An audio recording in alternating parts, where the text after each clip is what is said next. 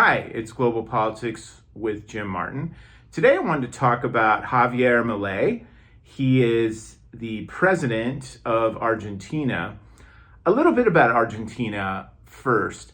Argentina is a very large country with a lot of resources. If you could lay it in the United States, it would stretch from some of the southern Canadian provinces all the way down through Texas and take up the width of basically South Dakota, North Dakota, Nebraska, all the way down. Big place, about 45 million people live there. It's had kind of a troubled history.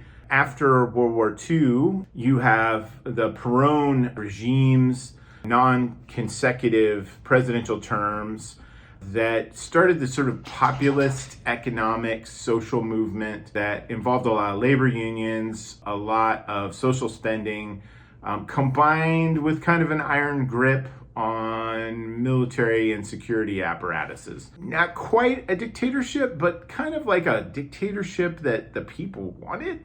I don't know how to exactly describe it, but at any rate, you have this tumultuous time where Perón is president for a minute, then he is deposed in a coup and he comes back and, so forth and so on. Kind of a difficult time. Then you finally end up with a kind of final coup in the 70s. There is a war with the United Kingdom, Islas Malvinas, or the Falkland Islands. Then there is a popular revolution. The economy is really not doing well, which is part of the reason why they started the war in the first place. So in 1983-84, you see that military regime fight back to a degree, then collapse. Deals are made, those guys fly off to their private islands, and democracy takes hold once again. During that period of time, you see, and we're into the 90s now, you see a tremendous amount of investment in Argentina. Yet, this amalgamation of unions and social spending and popular movements in the form of Peronism, Perón's dead by this time, has really a hold on the popular approach to how things should be governed. So the government is spending a lot of money and borrowing a lot of money. During this time, too, there are a series of speculative attacks by foreign investors on Argentine currency. It's too complicated to get into it right now, but essentially that creates these artificial waves of consumption and inflation and all kinds of things, which requires them to borrow more money and all that. As a result of this, they get IMF bailouts, they default on them. This is the story of the last 30 years in Argentina, kind of lurching from crisis to crisis, economically speaking. No matter who's in charge, it just never seems to change very much. When you look at Argentine budgets, it's like they're spending far more than they're taking in. They needed to do something. So in steps Javier Milei, who had been he's got a couple master's degrees in economics. He is a quite charismatic person on television, and he kind of burst onto the scene by calling out a lot of the existing kind of glitterati of Argentine politics on television, has a social media presence, begins to build up his brand. And what he is known for is this idea of anarcho-capitalism, which is essentially completely turning things over to the free market in many ways, akin to what an American might call a libertarian, but maybe a little different in various ways. He starts this party called Advance Freedom, gets into the Argentine legislature, then he runs for president and wins in 2023.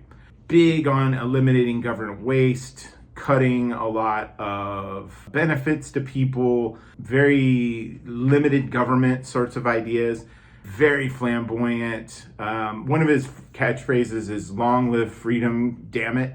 How's it going down there? Well, he's only been there a year. Their overall GDP has declined some over the span of his presidency, which again, only a year. He's done some things. He still has to work with the legislature. it's difficult to say. They predict that their GDP will rise in 2025, 26. Inflation is quite high. It runs about 25%, which is unsurprising given the contracting economy. That's actually not bad for them. It's actually a little bit better than it's been in the past. So maybe some progress on inflation. Unemployment is about 6%, which again, perhaps we would be quite upset with that. That's pretty good for them. They're doing pretty well. Inequality is not great, but it's not terrible. He's created a lot of chaos, but it's kind of got a purpose to it. Various presidents and political parties and movements in Argentina have offered the promise of what Argentina could be. And there's no doubt that Argentina could be a major regional power, if not a world power, if they really got their ducks in a row. They've never been able to do that, unfortunately. Their demographics are good. They have a diverse economy. They have a lot of agricultural industry. They have real hard, heavy industry in the terms they make cars, they do food processing, textiles, metallurgy, they make steel, big service industry, all these things. So the potential is there.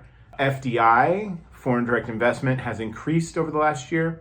We've seen these kinds of things before where everybody goes, okay, they're heading the right direction, and there's some speculative investing, which is like short-term sorts of investments in Argentine industries and businesses and things.